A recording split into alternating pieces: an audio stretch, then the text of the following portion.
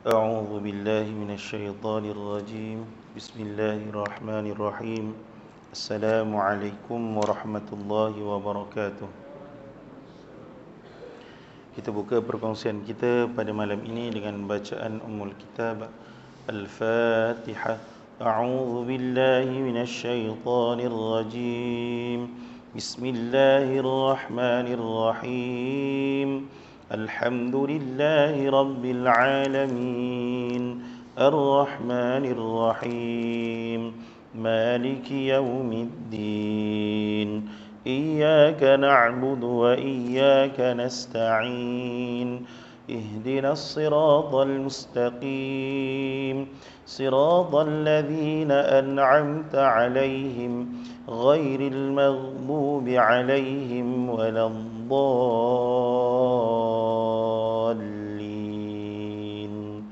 آمين. أعوذ بالله من الشيطان الرجيم بسم الله الرحمن الرحيم الحمد لله رب العالمين والصلاة والسلام على أشرف الأنبياء والمرسلين سيدنا محمد وعلى آله وصحبه أجمعين. اللهم افتح علينا حكمتك وانشر علينا من خزائن رحمتك يا أرحم الراحمين. اللهم سهلا إلا ما جعلته سهلا وأنت تجعل الهزن إذا شئت سهلا. اللهم رب يسر ولا تعسر فإن تيسر كل عسر عليك يسر. لا حول ولا قوة إلا بالله العلي العظيم والحمد لله رب العالمين. Yang saya muliakan Tuan Nazir, barisan tuan-tuan imam, tuan-tuan Bilal, tuan-tuan Siak, barisan tuan-puan pegawai EJK Pengimarahan Masjid Jami' Sungai Peluang, tuan-tuan guru, puan-puan guru, para asatizah, para alim ulama, para habaib, tuan guru saya Al-Fadhil Ustaz Haji Ahmad Ismail, seterusnya ibu ayah, abang-abang, kakak, adik-adik, muslimin, muslimat yang dirahmati dan dikasihi oleh Allah Subhanahu wa taala. Sebelum kita meneruskan perkongsian pada malam ini, marilah sama-sama kita niatkan bacaan suratul Fatihah. Pahalanya kita hadiahkan buat Tuan Guru Al-Fadhil Ustaz Abu yang mana telah pun mengembuskan nafas pada petang tadi. Mudah-mudahan rohnya dicuri rahmat Allah Subhanahu wa taala dan ditempatkan di kalangan orang-orang yang beruntung dan beriman. Al-Fatihah. A'udzu billahi minasy syaithanir rajim. Bismillahirrahmanirrahim. Alhamdulillahi rabbil alamin. Ar-Rahmanir Rahim. Maliki yaumiddin. Iyyaka na'budu wa iyyaka nasta'in اهدنا الصراط المستقيم صراط الذين أنعمت عليهم غير المغضوب عليهم ولا الضالين آمين. Baik, alhamdulillah, syukur kepada Allah Subhanahu wa taala kerana dengan limpah kurnia dan izinnya dapat kita bertemu pada malam ini dan masih lagi dikurniakan pelbagai nikmat. Antaranya nikmat yang paling besar adalah nikmat iman dan Islam. Itu adalah nikmat yang tidak terperi, yang tidak dapat kita balas, yang tak dapat kita hitung dan tak dapat kita ganti dengan mana-mana ibadat yang kita laksanakan. Kerana sesungguhnya dalam rukun-rukun Islam dan rukun-rukun iman, ianya menjadi satu matematik yang sangat mudah. Dalam matematik 11 tolak 1 jawapannya 10. Akan tetapi dalam bab akidah 11 tolak 1 jawapannya kosong. Seandainya dia berpuasa, dia salat, dia berpuasa, dia bayar zakat dan dia pergi haji, dan dia percaya kepada Allah, malaikat, kitab, rasul, hari kiamat, qada dan qadar, akan tetapi dia tidak melafazkan kalimah Asyhadu an la ilaha illallah wa asyhadu anna Muhammadar Rasulullah. Dia tidak beriman dan tidak mengucapkan kalimah syahadah. Dia tidak mengakui bahawa tiada Tuhan yang layak disembah melainkan Allah, dan Nabi Muhammad sallallahu alaihi wasallam adalah pesuruh Allah, maka apa yang dilaksanakan itu semuanya sia-sia belaka. Maka bertepatan dengan apa yang kita akan bincangkan pada malam ini, hukum seorang kafir memiliki Al-Quran walaupun pada benda perkara yang baik. Tuan-tuan, puan-puan, muslimin, muslimat yang dirahmati oleh Allah Subhanahu wa taala. Dalam satu kaedah, matlamat tidak menghalalkan cara.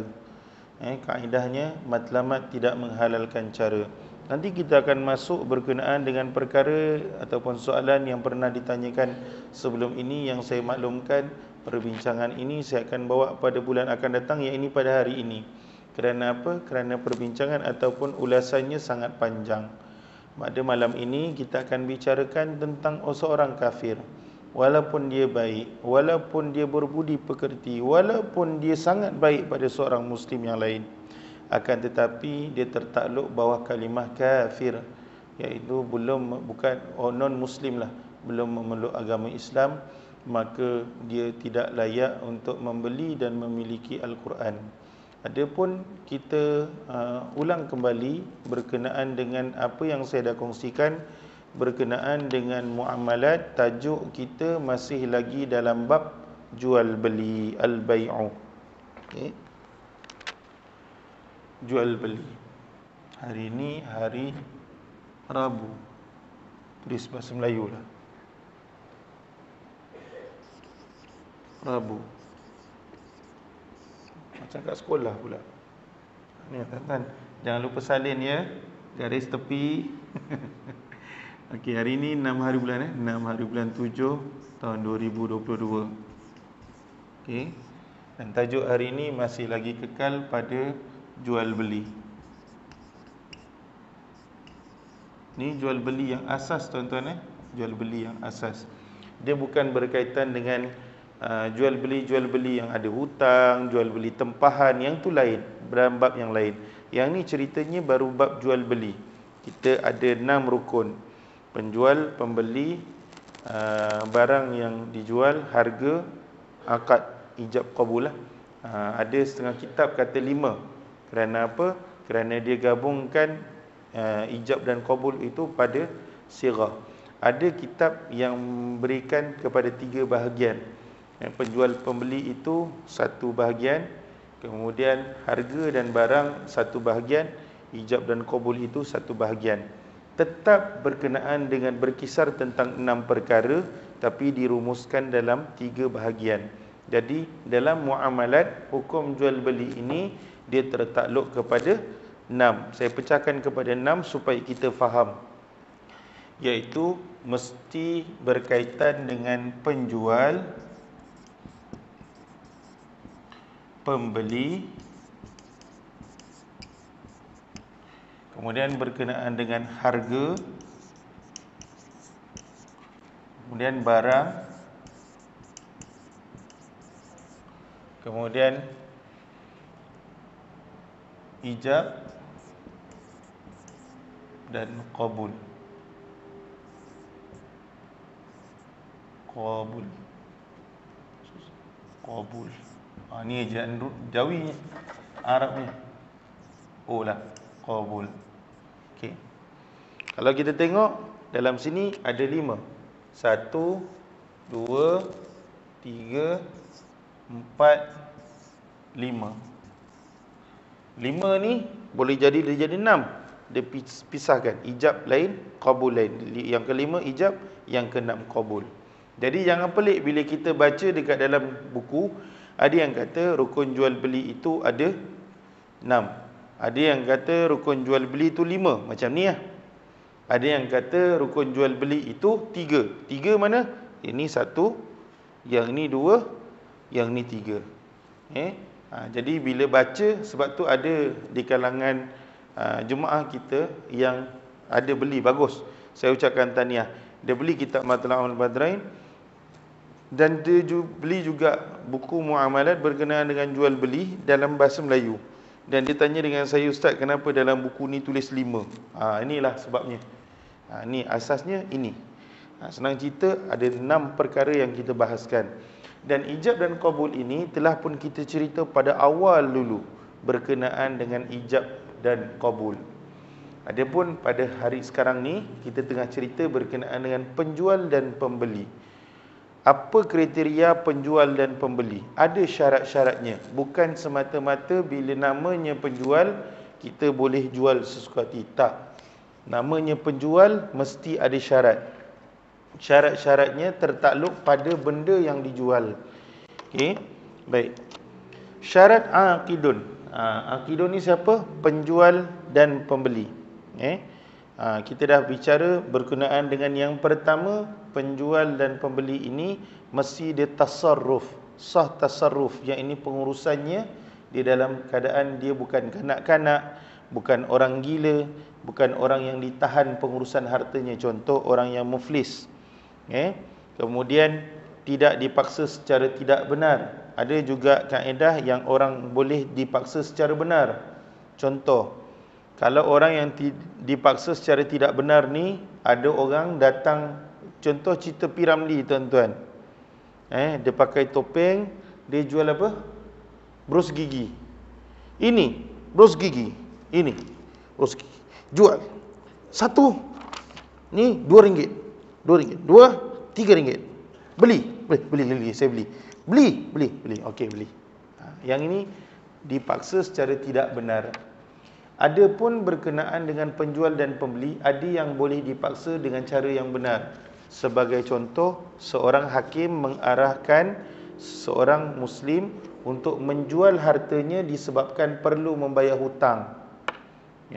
Ataupun hakim mengarahkan dijual rumah yang mempunyai hak harta pusaka yang terdapat dalam rumah tersebut disebabkan ketidakkemampuan orang yang ingin memiliki rumah tersebut untuk membayar. Jadi dia boleh dipaksa secara benar.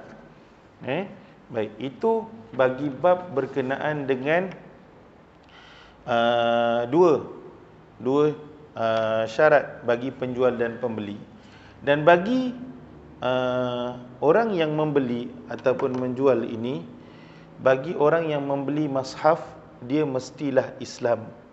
Yang jual juga mestilah Islam. Ini hak otoriti umat Islam. Quran ni kita punya. Ini iman kita. Quran ni iman kita. Letak baik-baik bab iman, dia bukan duduk dalam akal, dia duduk luar akal. Saya selalu sebut, iman bukan duduk dalam akal, duduk luar akal. Tapi kan Ustaz, kalau kita bagi Quran tu biar dia belajar, nanti dia terbuka hati. Hidayah milik Allah, bukan milik Quran. Tu kena pegang. Hidayah milik Allah, bukan milik Quran. Berapa ramai orang orientalis barat yang hafal Quran, bukan baca je, hafal Quran tapi masuk Islam tak? Tapi dia gunakan Quran itu untuk melawan Islam. Tu kena pegang baik-baik. Sebab apa? Sebab membeli Al-Quran ini adalah hak milik mutlak orang Islam. Saya bagi satu contoh. Contoh, saya Islam. Saya berhak tak pegang Quran? Saya tak berhak pegang Quran walaupun saya Islam dalam keadaan saya tidak berwuduk. Nampak? Walaupun saya Islam tapi saya berhadas, sama ada hadas kecil ataupun hadas besar, saya tidak berhak menyentuh mushaf Al-Quran. Apatah lagi orang kafir. Jadi kena faham kaedah ni.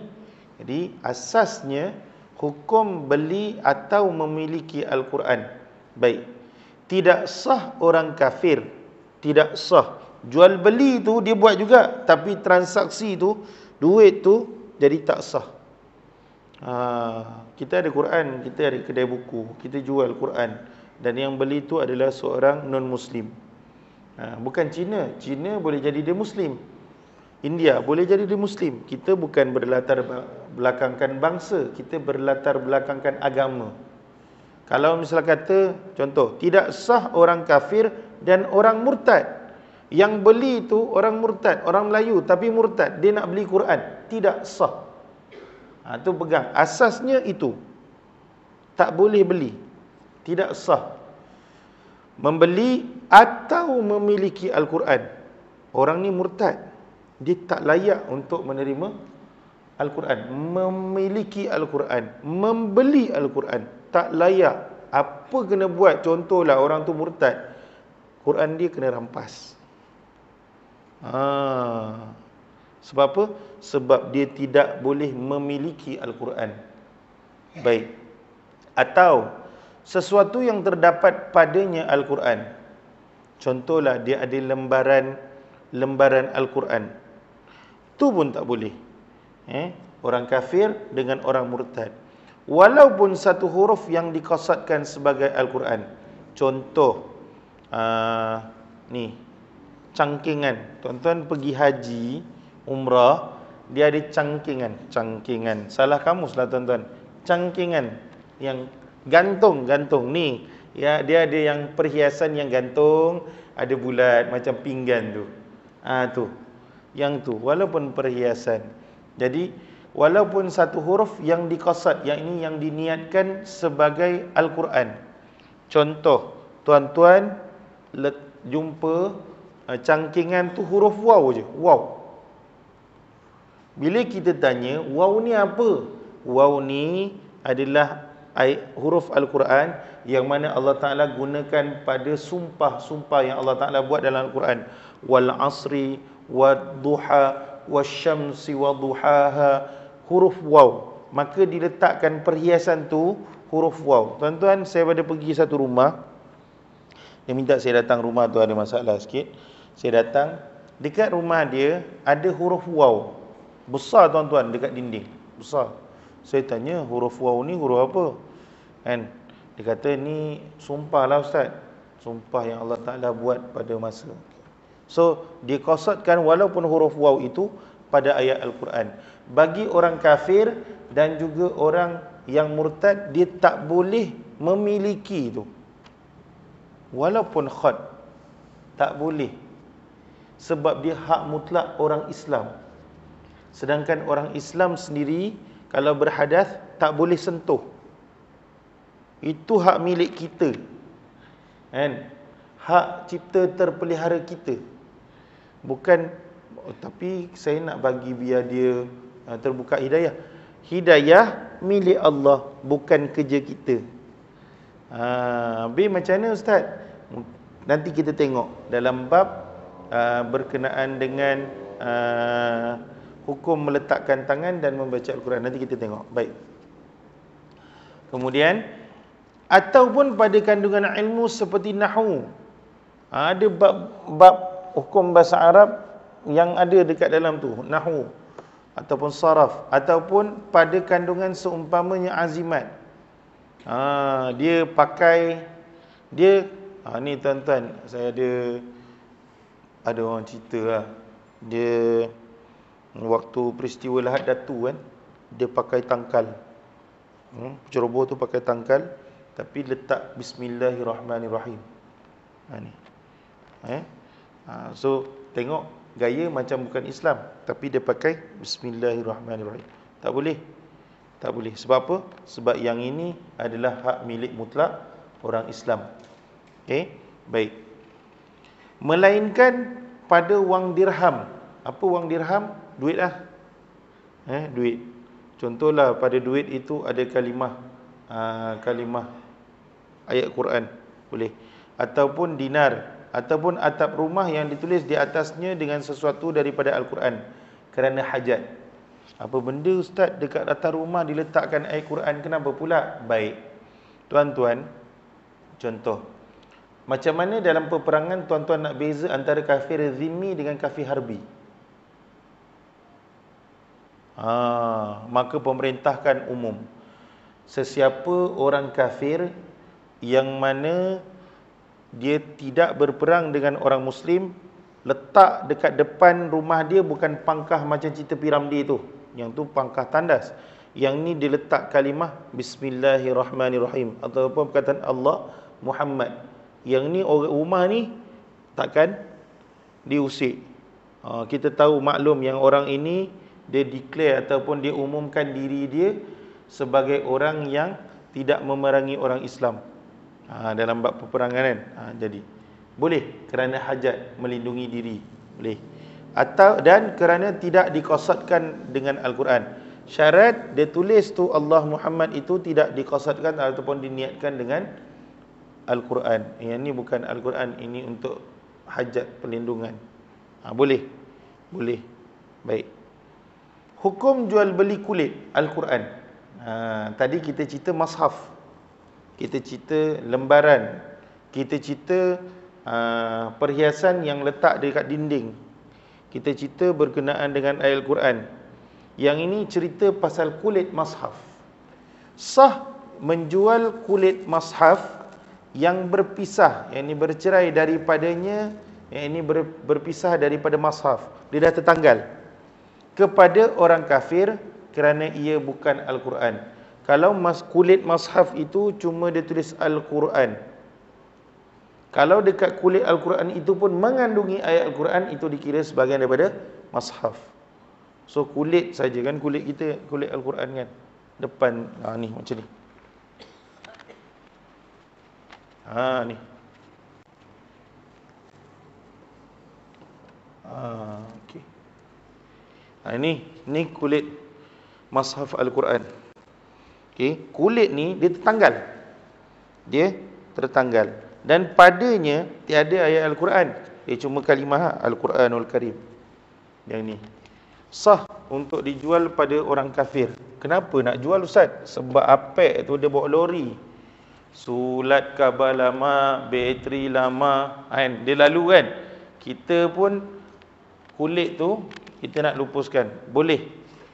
Boleh. Sah menjual kulit mushaf yang bercerai, yang ini terpisah daripadanya kepada orang kafir kerana ia bukan Al-Quran, walaupun ia haram disentuh oleh orang yang berhadas. Kulit Al-Quran, kulit mushaf, dia tak boleh disentuh oleh orang yang berhadas. Ada yang sebab tu pegang baik-baik hukum. Kalau tak ada, kalau kita dalam keadaan berhadas, kulit Al-Quran itu dianggap juga sebagai benda yang tak boleh disentuh. Kerana apa? Ni tulis, walaupun ia haram disentuh oleh orang yang berhadas. Saya bilang kulit, Ustaz. Kulit untuk orang Islam kita tak boleh sentuh walaupun berhadas. Tapi kita boleh jual. Sah menjual kulit mushaf yang bercerai daripadanya kepada orang kafir. Boleh Baik. Ada soalan, saya faham. Saya tak buat telefon hari ni. Kalau tidak boleh WhatsApp. Tapi kalau misalnya nak tanya je. Cantik. Soalan tu cantik. Baik. Dia tertakluk kepada benda tadi, melainkan pada wang, dirham, dinar, atap rumah. Termasuk juga pakai beret tu ada kalimah logo Allah Muhammad. Polis kan? Boleh. Tak ada masalah. Tapi dalam bab menghormati, buka sebelum masuk tandas. Nak masuk tandas kan? Buka. Sebab apa? Kalimah Allah Muhammad tu ada. Tapi dalam bab pakai, bagi orang non-Muslim yang jadi polis kan, ada logo kan, boleh, tak ada masalah. Itu lambang. Lambang. Okey, baik. Ya.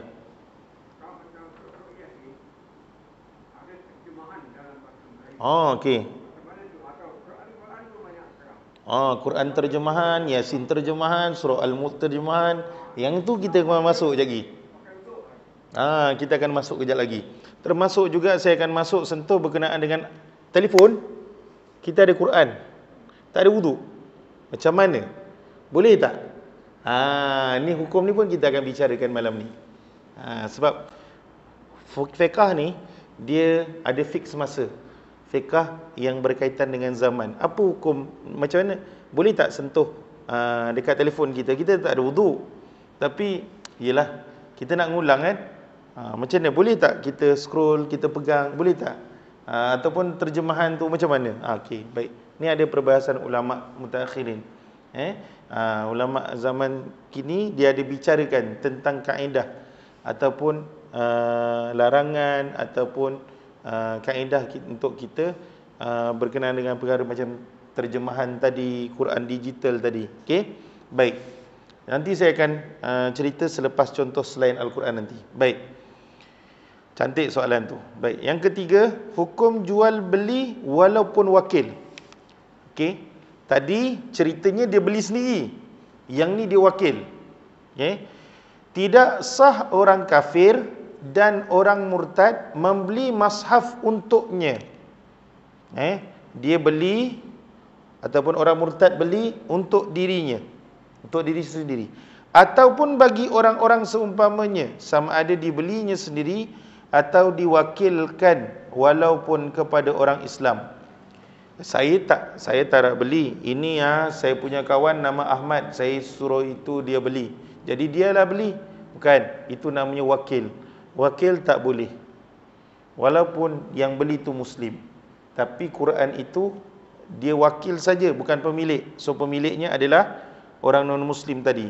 Balik kepada yang atas tadi, tidak sah orang kafir dan orang murtad membeli atau memiliki Al-Quran. Itu hukum asas. Sebab tu saya sebut dulu hukum asas. Okey, baik. Yang keempat, wakil beli orang Islam kepada bukan Islam. Wakil beli orang Islam kepada bukan Islam. Yang mana? Sah orang kafir membeli mashaf. Tadi tak boleh beli. Asasnya tak boleh beli. Orang kafir ni dia beli mashaf untuk orang Islam. Tadi dia beli untuk diri sendiri. Ceritanya dia beli untuk orang lain.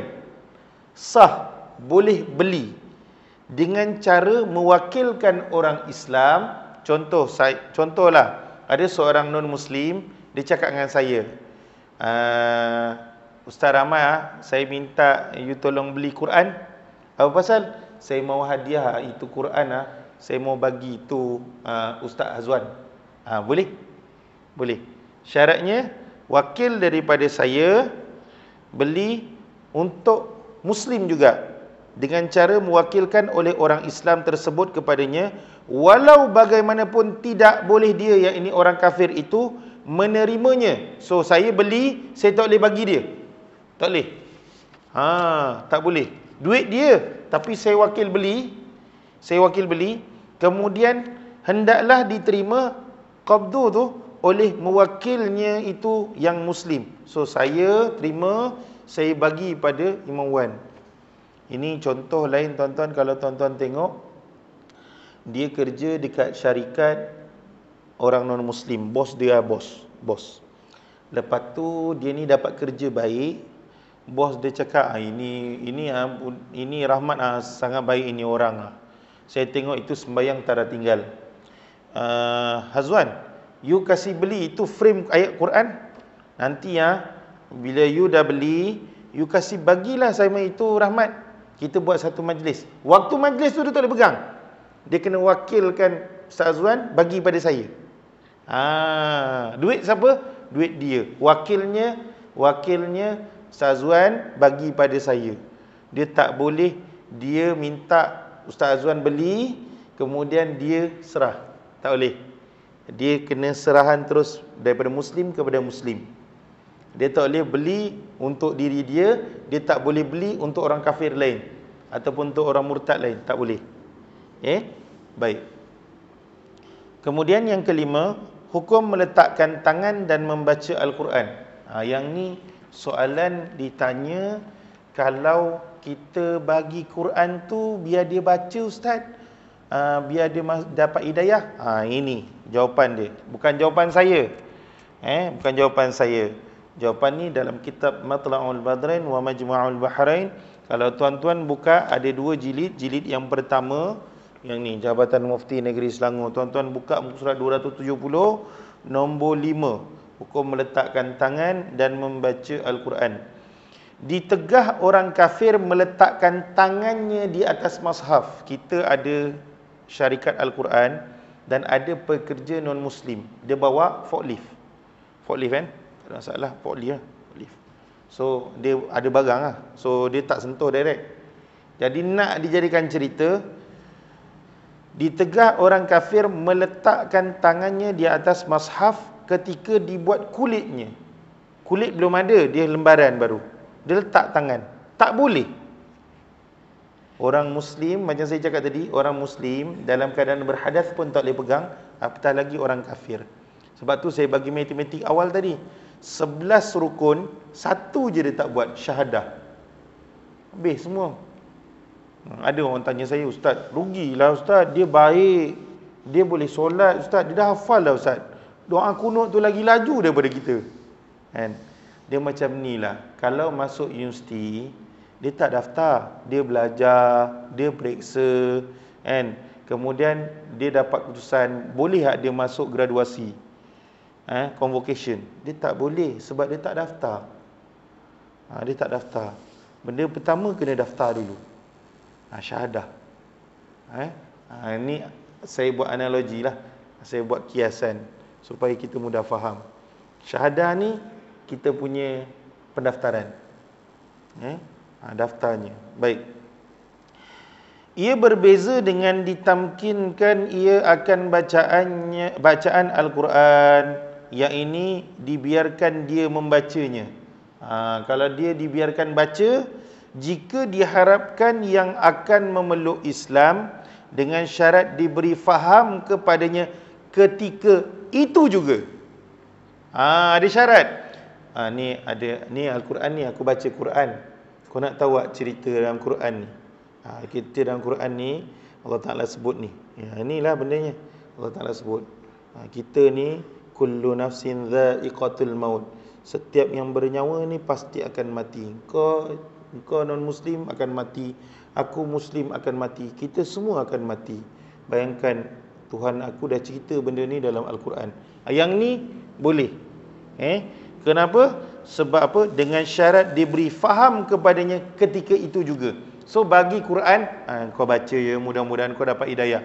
Itu bukan bagi faham ketika itu juga. Dia ada syarat.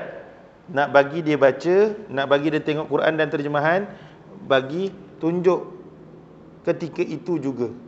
Sebab apa? Quran ni hak milik orang Islam. Hak cipta terpelihara. Jika tidak diharapkan dia akan memeluk Islam adalah ditegah dia membacanya. Baca pun ditegah, apatah lagi membeli dan memiliki. Ni bab baca. Baik. Contoh selain Al-Quran. Yang ni berkenaan dengan Quran digital, berkenaan dengan terjemahan, berkenaan dengan lembaran. Kita ada surah Al-Mulk, bawah tu ada terjemahan. Baik.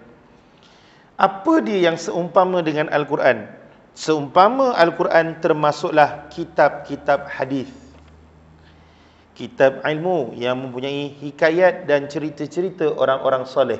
Yang ini pun disandarkan hukum sama macam Al-Quran. Apatah lagi Quran terjemahan. Jadi Quran terjemahan, kalau yang Muslim tak ada wudu, hukum kita pegang terjemahan boleh bersyarat. Syaratnya apa? Tidak menyentuh ayat Al-Quran. Kalau tuan-tuan buka Al-Quran, dia ada ayat Quran, dia ada rumi. Dia ada ayat Quran, dia ada rumi.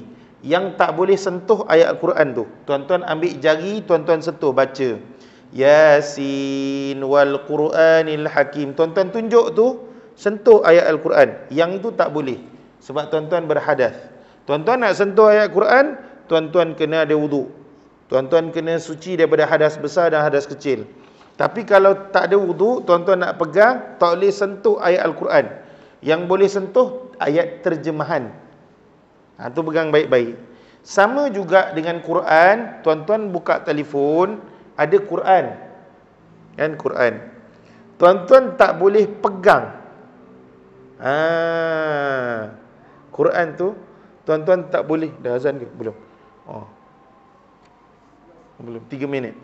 Tuan-tuan tak boleh pegang ayat Al-Quran tu dalam keadaan berhadas. Kalau Quran itu, tuan-tuan ada apps Yasin dan terjemahan, tuan-tuan klik, tekan. Dia ada ayat terjemahan kan? Yang itu tuan-tuan nak swipe, nak belik ke kanan kan, ataupun ke kiri tu, tuan-tuan pegang pada terjemahannya. Ni pendapat mutaakhirin berkenaan dengan Quran digital. Begitu juga Quran digital ini, sekiranya tuan-tuan dalam telefon ada Quran, apps Quran, dan tuan-tuan buka, telefon tu tak boleh bawa dalam tandas.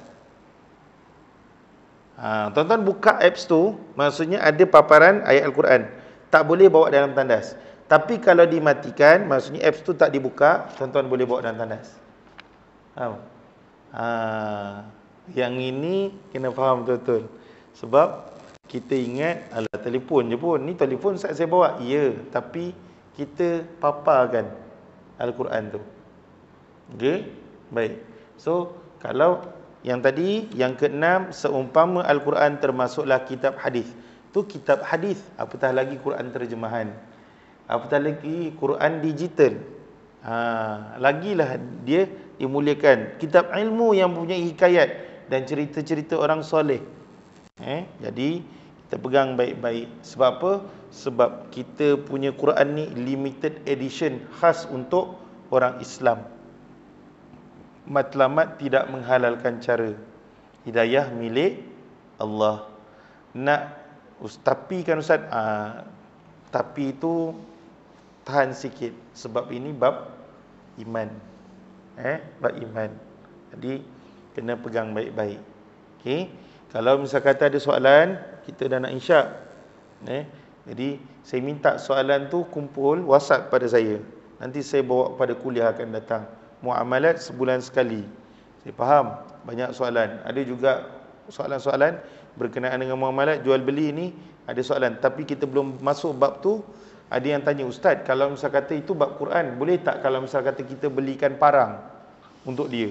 Ada tuan-tuan, hukum beli parang untuk kawan kita.